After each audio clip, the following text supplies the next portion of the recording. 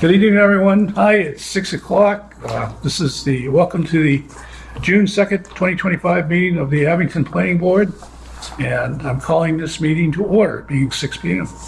So we have minutes from the April 7th and May 5th meetings.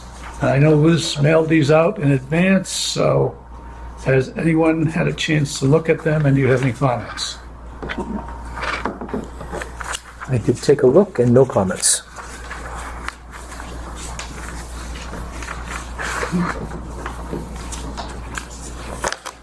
I have a side question after we adopt these, if that's okay. Okay, sure. All right. I wasn't here in April 6th. Move to adopt the April board minute meetings as is. Second? Second. How about the May minutes? I wasn't here for that one, so. Okay. So, yeah, one at a time, because Yeah. Bob's gonna abstain. Okay, so we did the So it's, April 7th meetings have been moved. and Second. then 5-2. And we got the 5-5 meeting. Yep, so 5-5 is Motion to approve. I was like, Second. motion made and seconded.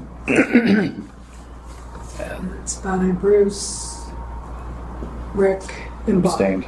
All those in favor, aye. Aye. Okay. Abstained. Okay. And Rick abstained. Rick Collins abstained. Rick, did you have a discussion, or do you want to? Liz, and we can talk about this afterwards. Is there an official definition of a limited site plan review? Full site plan review? Yep, Okay, we'll talk afterwards. yep, it's actually on the website. Okay. The full site plan review is what you guys do all the time. The limited site plan review is really a mini-me of that. Okay, but there's an official definition under 40A or something? Yep. about the- No, it was, the official definition came from town council. Oh, okay. She drafted that, and it's part of, so it's official till the Attorney General says it's not official. We can- It's in our adopted bylaw. I'll have a question later on. All right, Next up is the ZBA agenda for June 12th. Anybody have any comments on anything they're going to be discussing? I assume these are ADUs? When we see 48 section 6, that's an ADU reference? I don't think it is. Is it? Front back setback to construct a one-story addition for a pre-existing non-conforming structure? No, the 702, 703, and 704, those all look like ADU. Okay, yeah. I don't know, because they wouldn't need relief. And if they Yeah. knew, they'd have to come here. Right? Right, that would all be by No, right, there's right? no relief at all. You can't require a special permit or a variance for the ADUs at all. Yeah, but it still comes for site plan review, minimal. site- Only if it's a new structure. Right, that's Yeah. right, if it's new. And Yep. These are all apparently new. It's a deck, one-story addition. 864 square foot addition. Yep, no comment.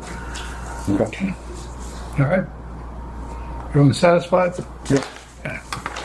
Have a very short agenda tonight, but I thought it was worth having the meeting to talk about the master plan discussion, parks and open space, 2014 open space and recreation plan updates. Yep. Liz, you're up.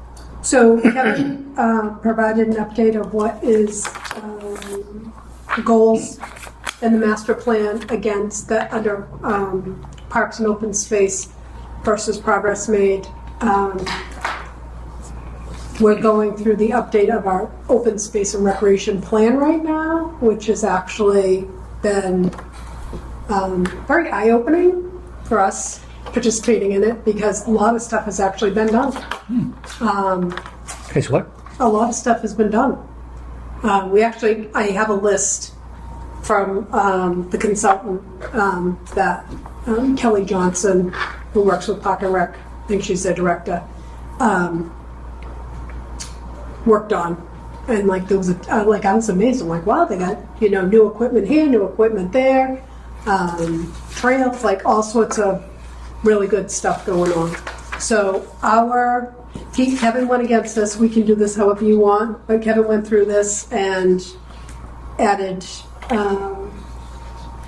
the stuff that has happened between the last master plan update and then going forward when we do one in 2029, which we actually have to start thinking about in the next 2 years. The open spaces, they added the land from Doris Drive.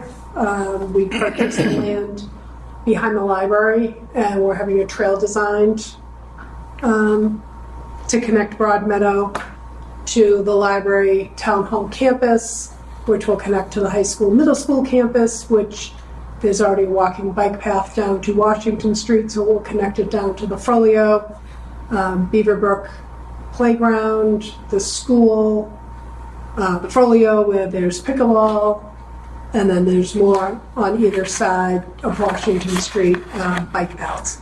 Eventually, the plan is to connect all our open space. It's a long, long, long range plan.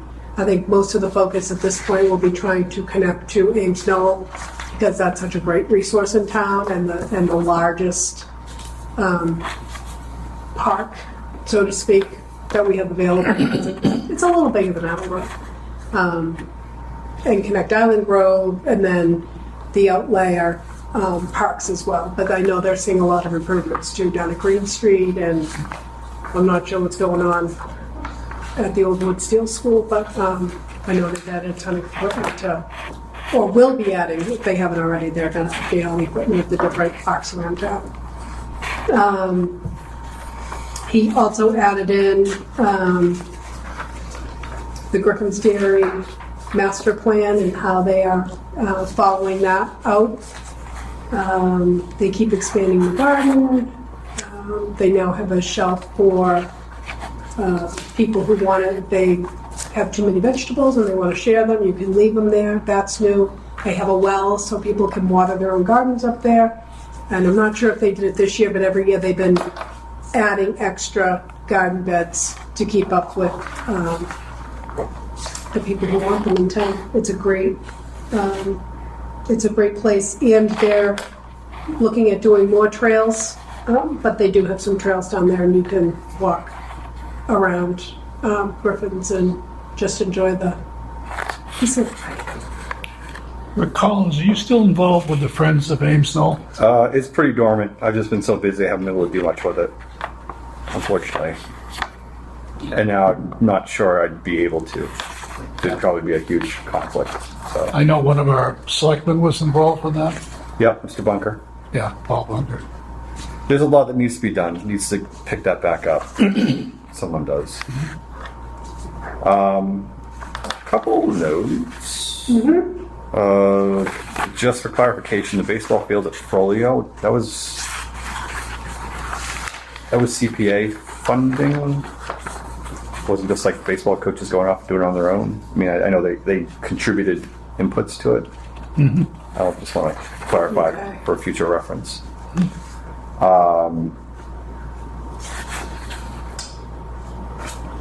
Do we have watershed protection around Myers Ave wellheads? Funny, what's that? I think we do. But I'm actually having a meeting with the water superintendent tomorrow, and I will ask that question. But I do remember that was a zoning change 7 or 8 years ago. Yeah. Time flies. It was. I was actually looking at some maps today relative to this update, and I didn't see it on there, and that I brought that up with the consultant. Like, I'm pretty sure we did this. I don't have access to the map right now, but there was a whole area we adopted. Do you remember that? And that was at the water department's request. Yeah, I want to make sure I want to make sure that we have the stronger possible protections around that watershed. I mean, there are towns that basically it's a no-build zone within 450 feet to a quarter mile around some of the heavy-duty watersheds. So, especially the public drinking water ones. So, I'd be curious if we're doing enough just to keep that place nice. I'll look it up and sent it to you, what we adopted.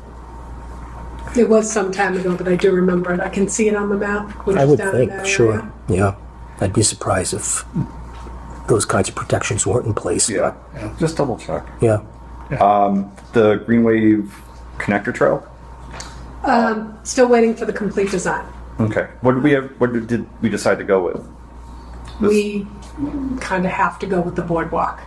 Okay. It's at the time when we talked about doing it, it was $1.5 million. I have to imagine that's only gone up now, because we're talking roughly a year ago when they started looking at Yeah. pricing some of that out. At the end of the day, how that all came back was if we made it pervious or semi-impervious pavement to cut through, we would be cutting those wetlands in half. And the Conservation Commission, rightly so, was very concerned about that. Yeah. Option A was to still do that, but then put kind of some culverts underneath Yeah. so the water could flow. Again, not ideal, and we'd have to do some replication. And any way you look to do replication is already wet. Yeah. Like their first idea was out. I don't know if anybody's walked, if you're looking at the track to the left-hand side, but it only needs to rain once and it's squishy out there. Really squishy, and it sits for a while. It's gonna have a pretty high water table. So, we didn't, there wasn't an adequate place for replication. And I think the cost of replication, even though we'd save on the upfront with the path, not having to be a boardwalk, we would pay on the replication. So at the end of the day, the boardwalk will be the best solution, I think. And I have to imagine that'll be attractive for some sort of state grant, some sort of connecting. Yeah, I mean, as soon as the design is done, we can start looking. But to cut out 1.5 miles of a driving route or a walking route to a school, I mean, I got to imagine Right. it's going to be something. So there's actually one of the ones I'm looking at, and it opens up end of summer, beginning of the fall, is the Safe Streets to School. Yeah. That's They gotta be- might pay for some of that. Yeah. GTC a long time ago. Yep. Marilyn Weber did a presentation. They did get one for the center school, and then Yes. they closed the center school, and we had to give the money back. But Yeah. but anyway, we can't hurt to try, right? Have we started reaching out to the residents on the other side or had any conversations with them? So funny, one of the residents is on the CPA. Okay. So when I went looking for matched money for our grant, they actually, CPA as a board, asked to carve out a little parking down there in case anybody wanted to park and then cut through. So that has been added to the plan. So they'll do, we did try to reach out to the house that's right where you come out on the right there, Yeah. because we needed to flag wetlands and we needed to get on that property to kind of do it. And we were never able to get in touch with them. Okay. Yeah, my concern would be they would be concerned that it's going to have a lot more cars with parents just kind of dropping the kids off and turning around and going. So, one, as long as we have that built into whatever plan we have and a drop-off area, turnaround area, whatever, I think that. Yep, there's going to be a small turnaround parking lot, Great. or whatever you want to call it. With it, the sewer station or the sewer pump, I think, was already there. I'm not sure if it's still there. I haven't been up there in a long time. But that already kind of is the little carve out with the impervious surface, so we're not going to be adding anything more, too much more. Okay. With Ames Knoll, is there any conversation about, and this is Porecki property aside, and I still think that needs to move faster, but I understand it's a little tricky. I think the relatives are in a war zone. I'm not sure where they are over there, but they're across the pond. But they were having trouble getting them before that whole thing started. I mean, I think Right. at some point you can just say it's abandoned. There is other privately owned parcels around the pond. Are there any conversations about taking those or buying those? No, but there is, in the updated open space and recreation plan, there's going to be a suggestion that a member of the planning board, a member of Park and Rec, a member of open space and conservation, I think those are the four boards, that a new committee with representatives from those boards convene quarterly and do that kind of work. Determine what parcels that are privately held or in chapter land should we be looking at to prioritize to purchase if they're for sale. like the chapter land, we get right of first refusal, but for privately held properties Yep. that are not in chapter land, there's no harm in approaching. Then we can use some of those parcels to keep connectivity and to Ames Knoll or wherever. Yeah. So the other part of the Ames Knoll is that once you come off Broad Meadow, I don't remember if it's directly across, but there's an entrance to Ames Knoll. That's the Sullivan property. Yep. And people, it's actually become a little bit more worn. I feel like people actually figured it out and are starting to use that as a cut through to the park. So that would be a great, obviously the great connector. So we walked that. You did, okay. And so Diane Circle, I think the two roads go down like that, and then Jennings Drive goes through the middle. So if you go down Diane Circle, if you're looking at it, and the woods is all up back. This way, there's a house down here, and the road dead ends, and then there's an empty parcel. And then when you walk into that, people are dumping their leaves and whatever. So there's this big mound right now. You can't really get in that way, but if you go down the other side, we parked there and walked in from there, and you can go in and there's a path, and it takes you all the way back to where that other dead end road is. But then if you walk around, that eventually is going to take you to the park. Yeah. So that is going to be one of the recommendations in the updated open space and recreation plan, is to start working on a path to connect that side to the park. Yeah. And we also need to think about, we do own a parcel of land up there to create some parking for people who then want to park, because there wouldn't be any parking On what really side? Where? on that first dead end. There's an empty parcel.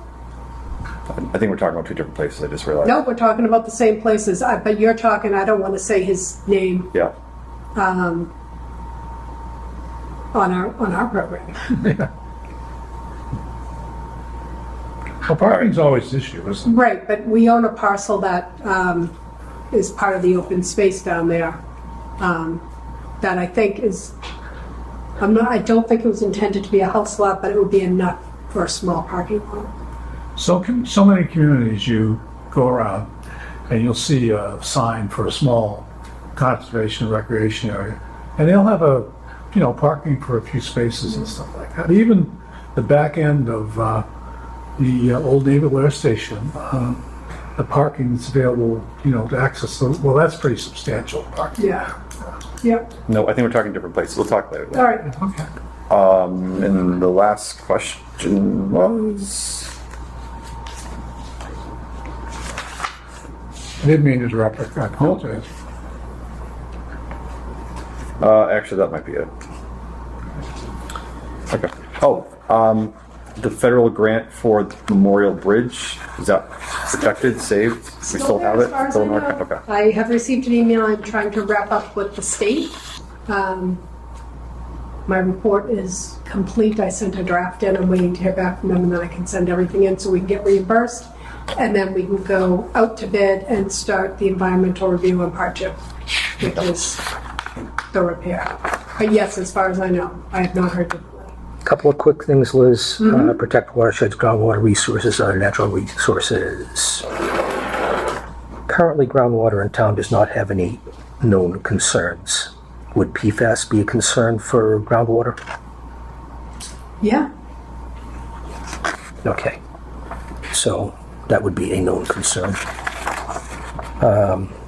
Increased conservation holdings under open space. Chestnut, Diane Circle, Doris.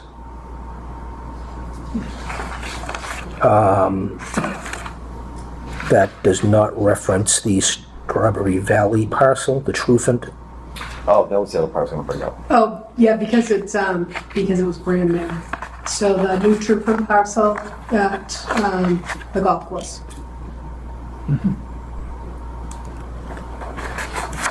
And someplace in here, there is a reference to Congressman Lynch. That was the bridge. The bridge. Yeah.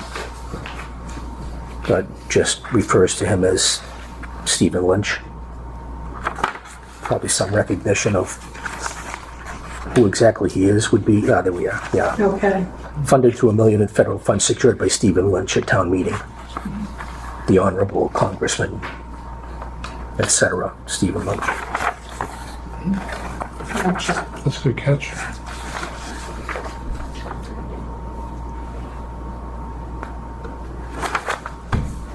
Okay. I just have a couple of comments. One was, And Mr. Chairman, if I might, there is something going on over at the Board of Health that's of concern / interest to me. So, you've asked me to excuse to attend that? yes, sir. Well, we'll wrap this up pretty quickly. Okay. All right? All right, I just have one comment. There is a partnership with the Old Colony Planning Council to establish a regional water plant that has been completed, as I understand it. Is that correct? The plan is completed, it hasn't been formally adopted. Yeah, because I know there's been a lot of publicity about it and stuff Yeah. like that. Yep. And, I know that Dan Crane, our former town planner, and Jim Watson, who worked for Old Colony, and Heaven are smiling because when they worked on Abington projects, they advocated for a lot of pathways and connectors and stuff like that. Yep, and we're working on it. So, any other comments on this stuff? I just want to mention one last thing under other business. The Housing Trust, John Chero, is going to have a meeting on Monday, June 9th at 5 p.m. in the Buckley Room. And we're going to have a presentation by Habitat for Humanity on that house off of Summer Street. And we're going to have updates on the new Abington Housing Production Plan, which this board, as I understand it now, this board and the Housing Trust will see toward the end of summer. And there's also a list of, in conjunction with that, of subsidized housing inventory. So if you guys would like to come to the Housing Trust meeting a week from today, that would be great. Here's that presentation. Any other business to come before? Liz, did you need to do any updates at all?